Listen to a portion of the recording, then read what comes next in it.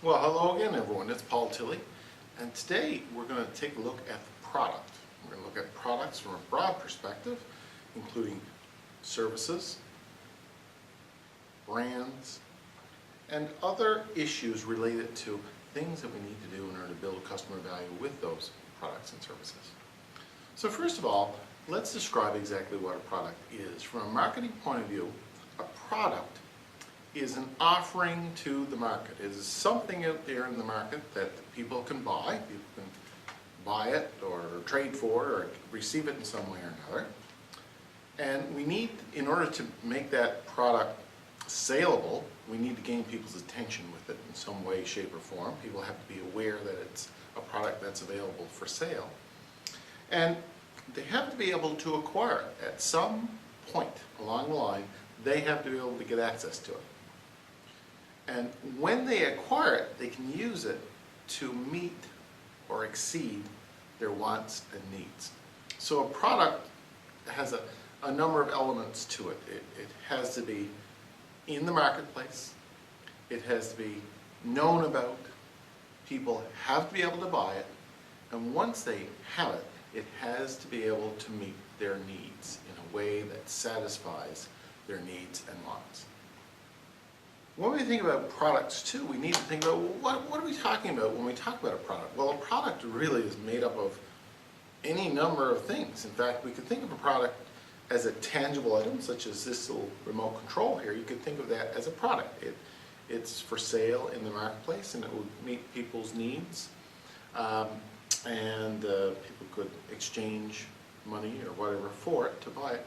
But products go beyond physical products. We're also talking about services, and services are intangible items that make up a large part of our economy. These are things that you physically can't touch.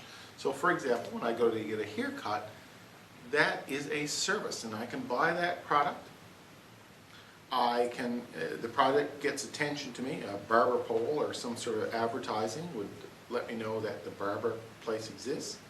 I go in, I give them money, I get a haircut, and I'm happy with it. So that's a product as well. So service is a product. Events are another type of product. We could think of something like the Boston Marathon. It attracts people from all over the world. It is an event, but it's certainly a product because people come and pay to be part of it.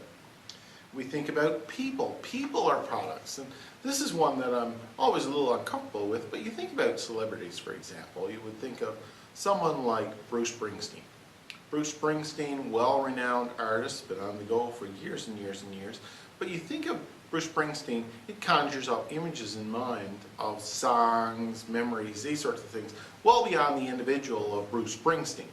So Bruce is very much a product. It is a known entity out there in the marketplace that people can buy in terms of records, albums, these sorts of things. For entertainment purposes, that satisfies their needs.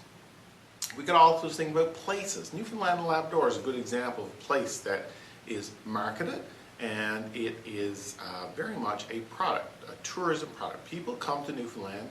One of the reasons they come here is it's not Disneyland. It is anything but Disneyland. It is an experiential place. And you look at the advertising that you see on television quite a bit or online quite a bit for Newfoundland and Labrador. It very much focuses on that experience that you get coming to this province.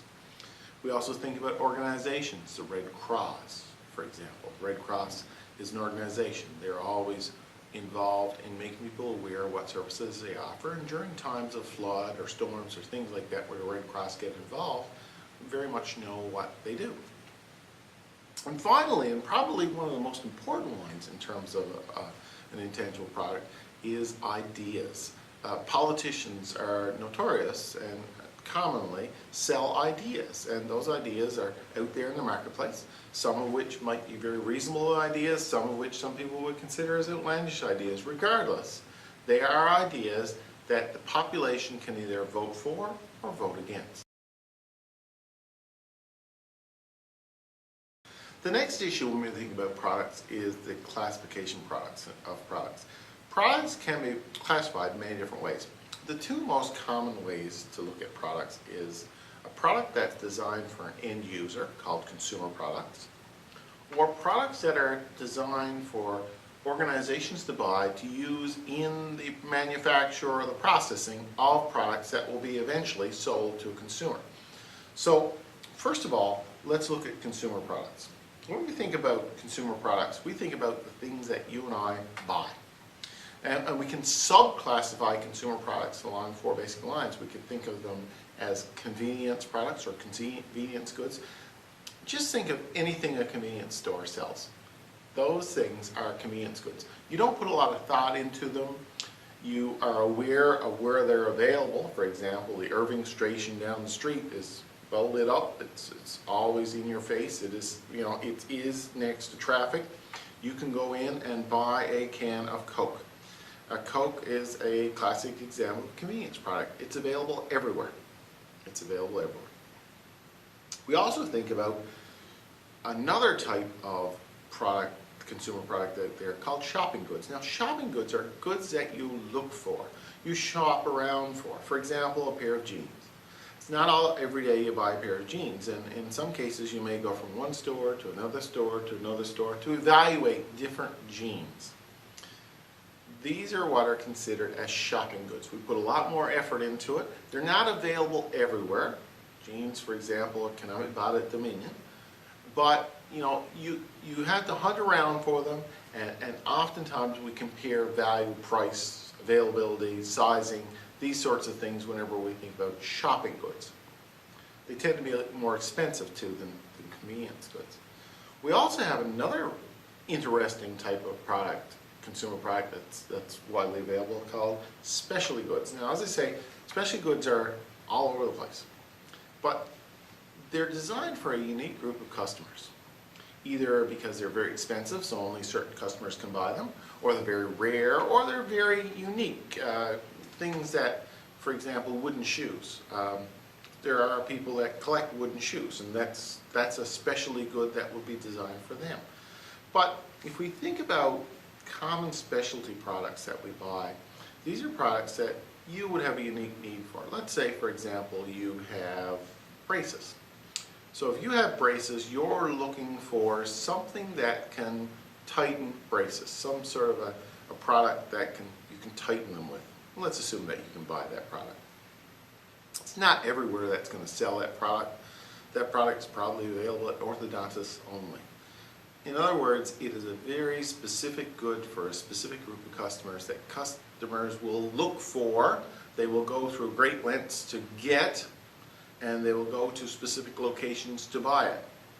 These are very common in our marketplace, but they're very rare in terms of individual products. So there's lots and lots of specialty goods out there, but for you, the customer, you're probably looking for a specific type of specialty good.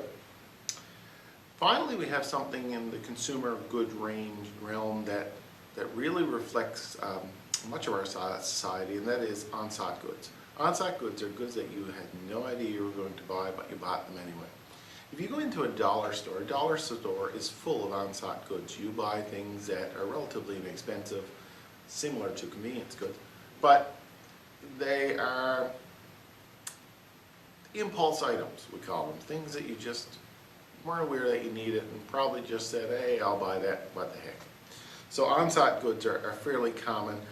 Cash registers, when you go into Walmart, you come up to the cash registers, all kinds of chocolate bars and knick-knacky stuff there as you go through the cash. They're all on-site goods.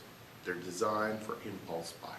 So we've looked at consumer goods. Now let's look at the other type of good that's out there that's not used in the final, designed for the final customer to buy, but designed for intermediaries to use. And these things are called business goods, or industrial goods sometimes. These are goods that are used in the production process that consumers will buy later on down the channel. Let's think about some of these things. Generally, we can describe them as one of three categories. First one is materials and supplies. You will buy a car. An automobile is very much a consumer good. It might be a specialty good if it's a certain type of car. Otherwise, it might be a shopping good if it's a regular run-of-the-mill car. That car is made of, a good part of it is made of steel, okay? Steel is produced with iron ore. So now let's go up to Labrador and let's go over on Labrador West and say, okay, what comes out of the ground in Labrador West? Iron ore. Iron ore is an essential ingredient to the production of steel. It is a product that companies buy.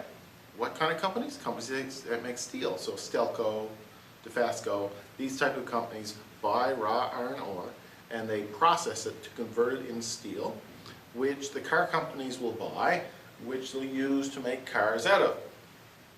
So these are this is an example, iron ore is a good example of a material type of product that is very much a business type product. We also have things called capital items. Now for you folks who are really into accounting, capital items are items that are long-lasting products that are used in the production process. So for example, that steel is going to be made in a steel mill. The steel mill itself will be what's called a capital good. It's a long-lived asset that's used to make other products. Tractors, trucks, cars, desks, buildings are all considered as capital goods that are used in the production of products that will eventually turn into consumer goods. Finally, we have a third element called supplies. Supplies and services are essential to the production of those goods, but they're not necessarily part of the goods. So for example, in the factory where the steel is made, someone has to clean the factory or clean the offices of the factory. Those are examples of cleaning services. Lawyers and accountants are involved in the process of making steel. They don't physically make the steel, but they're involved in the management and the control of the business. So those are services that are brought in to allow for that production to happen. So I think that with those three elements, be it the actual products that you put into the product, the capital goods which are used to help make the product, and the services and the supports that are there in order to allow for those things to happen, those are all considered as industrial or business products. They're not sold directly to the customer, but they're involved in the process of making it, and it will eventually get sold to the customer as the products work down through the line. There's also some other type of products out there that we should consider, such as organizations, people, place, ideas, social enterprises. These sorts of things would all be considered as other types of products that people can buy.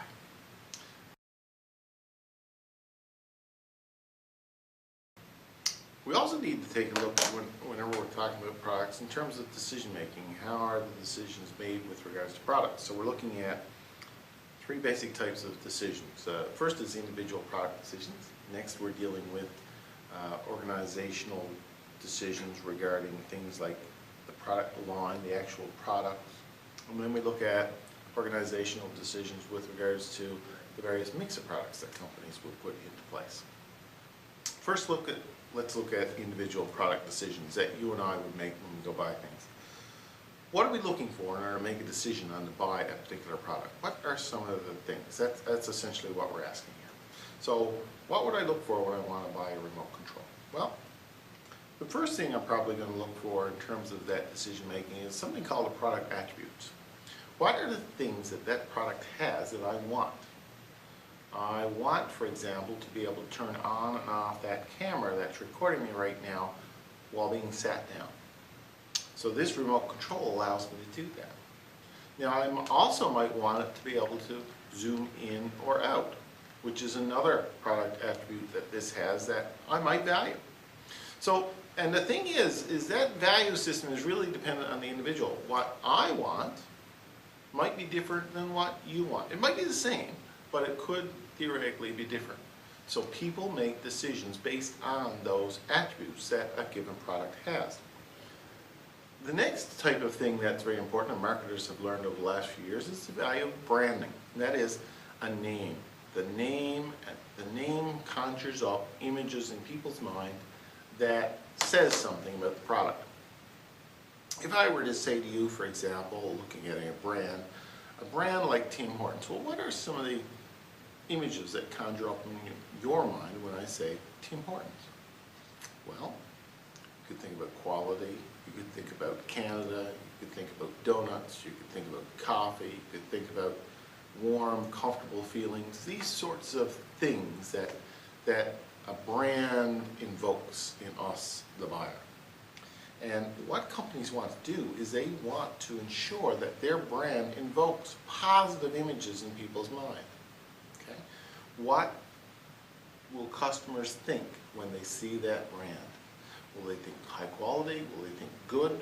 Or will they think poor quality and not so good? So companies will do a lot to protect brands and to ensure that brands are positive in people's mind. One of the key ways that branding is invoked in people's mind is product packaging. Packaging is another element that is important in this individual decision making. You think about the recycling craze, for example. One of the things that people value now is less packaging or environmentally friendly packaging. And if your buyers are very concerned about that, you should use environmentally friendly packaging because that's something they value and that's something that they will buy from you. If customers prefer bright, flashy packaging, that's something that you should do. You know, depending on your customer, the type of packaging you use is really going to be influenced. We also think about labeling, and labeling is like a subcategory of packaging. What do you say on the container? What are your labels? What kind of things do you say in it? What images does it invoke? You think about going to Starbucks, for example, and how the labeling there is really largely done by the people who serve the coffee because they'll always put a name or a happy face on it. And that has really, really helped ingrain positive feelings towards Starbucks in coffee drinkers. And we also think about products and support services. What other services do they provide? When you buy a car, for example, it's fine to buy a car. The question is do they provide after-sales service for the car? Can you bring it to get a service? Is the servicing high quality? Are the people friendly? These are things that all affect the decision making when people buy things. We also think about product line and product mix. These things are very much organizational focused. What a product line is? A product line is a group of common products that are bundled together. You think of Chevrolet cars, for example. That's a product line that General Motors makes. And everything with the Chevrolet symbol on it is not necessarily the same vehicle. You could buy the Chevy Volt, you could buy the Chevy Silverado, you could buy... The bottom line is that there's a line of products that Chevy sell that encompass different cars. Now, from a consumer point of view, you can buy a Chevrolet while at the same time focusing on the type of product you want to buy. If you need a pickup truck, for example, you can buy a Silverado. It's still a Chevrolet. If you're concerned about saving energy and being environmentally aware, the Chevy Volt or the Chevy Bolt, both hybrid vehicles, would probably be of your focus, but still within the Chevrolet line.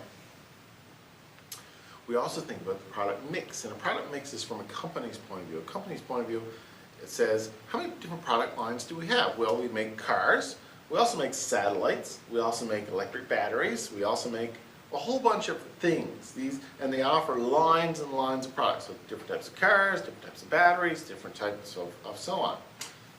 The whole schmozzle, all of the lines put together, make up what's called the product mix, which is the combination of all of the product lines that a company offers to the public. Next, we look at services, and services are a very important part of our economy. About 70% of all the things we buy are, in fact, services. And when we think of services, services are unique. They're unique because they have some significant difference in products, tangible products, such as this. First of all, services, you can't touch them. They physically do not exist. When I go get a haircut, there is nothing that I'm walking out of the store with. Okay? In fact, I'm leaving behind my hair. But it's a very important service nonetheless, but I don't physically leave with anything. It's intangible. I can't touch it. We also think about some of the issues with regards to something called inseparability of services. You can't separate the service from the service provider. So if you want to get a haircut, yet you don't really like the person that's cutting your hair, the two are inseparable. Someone has to cut your hair to provide that service. So how can you do that? So most times companies are very aware of this inseparability. If they provide a service, for example, they want customers to have a good experience right through the process. We can't separate, for example, being able to fly on an airline and the fact that you're actually flying. So we provide really good service, and we do everything to calm down people who are a little bit afraid of flying. We also got variability, which is a big problem in service, because you come to me in a class and you have another instructor for a class, and that other instructor is really, really good. You find him really good, really friendly, really easy to talk to, explains everything perfectly. Come to me and you're confused. Well, that's a function of people. So I might do it one way, someone else might do it another way. It might work well for you, it might not work well for you. So what companies have a big problem with is this variability of service provision when you're dealing with people. And they'll do everything to ensure that services are provided the same. This is where training comes in. So when we think about training our staff, the idea of training staff is to ensure a pretty even and higher, hopefully higher than expected level of service to all customers. We also got this funny issue of perishability with services. I provide a service and you have to be here in order to do it. If you miss the class, it's done, it's gone. No other chance to do it. So services, unlike tangible products. Tangible products, if you buy a car, the car is sat there waiting for you. If you can't use it right now, you can use it later. Thing is, services are consumed at the same time they're provided, so you can't really keep services in play. So it's they're very fleeting, and that makes it difficult for customers sometimes. There's a big discussion with regards to something called brand equity. I'll bring in a brand here. Here's an example of a pretty common brand that we're all fairly familiar with, Tim Hortons. Now, I want you to think about, what does Tim Hortons mean to you? And is it positive? Is it negative? Tim Hortons has spent millions of dollars, millions of hours over the last 53 years of its existence building a brand. Tim Horton used to play hockey, but he was killed shortly after the brand was started back in 1964. And a guy by the name of Ron Joyce, his partner, built Tim Hortons to what it is today. So when we think about brand, the Tim Hortons name is a very recognizable thing. It's been ingrained into the Canadian psyche. And it encompasses a lot of things. And these are all known as attributes. Attributes are the things that we normally think about when we think about the brand. Okay? And those attributes drive certain benefits to me, the customer, and you, the customer. So for example, when I think of Tim Hortons, I think, well, reasonably good coffee. And it's very convenient.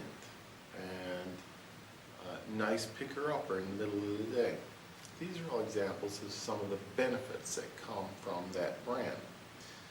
The brand also encompasses certain values and beliefs. Next time you're in a Tim Hortons, look to see about Tim Hortons camps and what they do for kids, or Tim Hortons soccer, or Tim Hortons hockey. You look at what Tim Hortons has done with regards to the development of these programs across Canada over the last number of years. What are the beliefs and values that come of that? Well, the belief in people, family, sports, activities, communion, these sorts of things are the things that Tim Hortons want us to think about when you buy a cup of their coffee.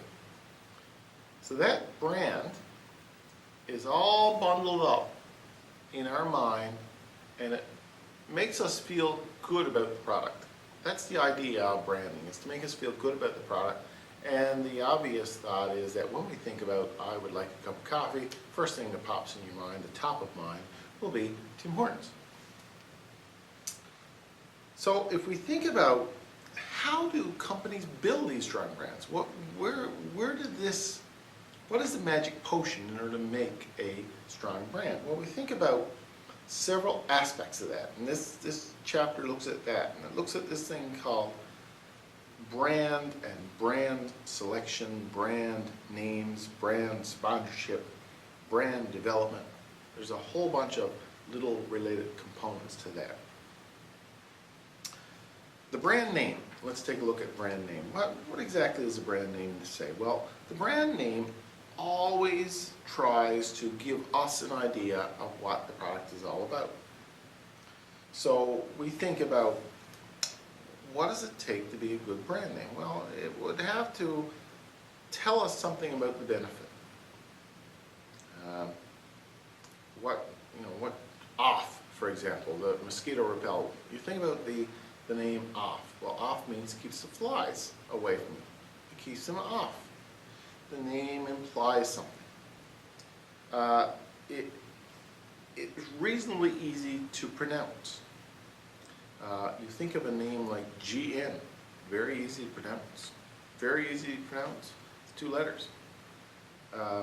If you think about a name distinctive, what is it? Is it unique? Apple Computers. You know, as was said in Forrest Gump, some fruit company. Sometimes you hear tell of Apple Computers as the fruit company. Well, they don't make fruit, obviously, but when we think about Apple, Apple has been developed over the last 40 years to be known for its high-quality, innovative, intuitive products. And it's a fairly distinctive brand name, mainly because it has nothing to do with fruit. Is it extendable? Is it something that we can bring to other products? So, for example, can Apple be applied to computers as well as cell phones as well as smartwatches? Certainly can. Is it translatable? One of the big problems in our language is that it might make sense in our language, but it might not make too much sense in someone else's language.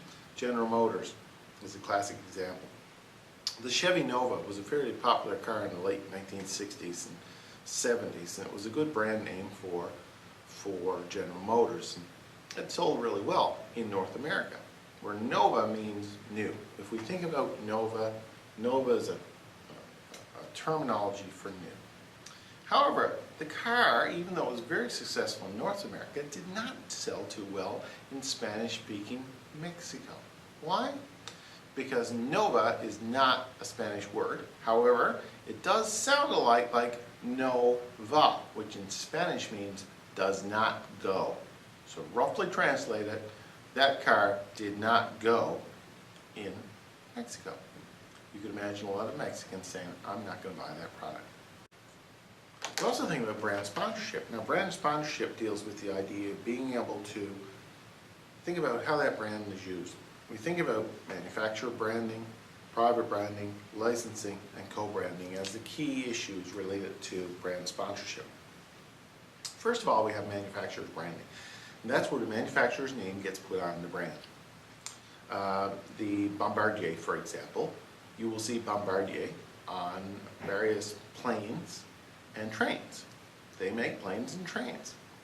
However, their specific planes, the C series, CRJ, is the name that is on the physical aircraft. But Bombardier you will see written across the side, as you will see on their trains, which have specific names on them, be they subway cars or mass transit trains. But the Bombardier symbol would be the corporate name. That's what's called manufacturer's branding. And you will see manufacturer's branding across a lot of products. Michelin tires, for example. There's many different types of Michelin tires. They all have Michelin on them. We also have private branding. Now, private branding is pretty common with large stores.